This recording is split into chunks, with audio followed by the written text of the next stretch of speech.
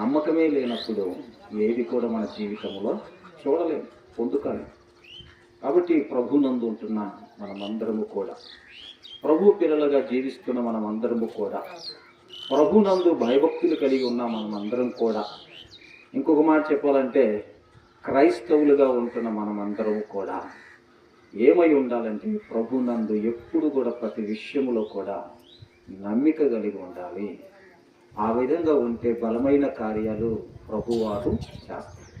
అందులో అనుమానం ఏమీ లేదు, అనుమానం ఏమీ లేదు.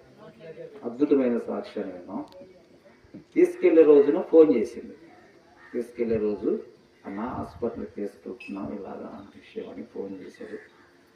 చేసినప్పుడు మా ప్రార్థన చేద్దాం, వెళ్ళండి, దేవుడు సహాయం చేస్తాడు, ఏం భయపడవలసిన అవసరం లేదు, మేము ప్రార్థన చేస్తాం, పాస్టర్ గారు కూడా చెప్తాను, ఇబ్బంది ఏం లేదు.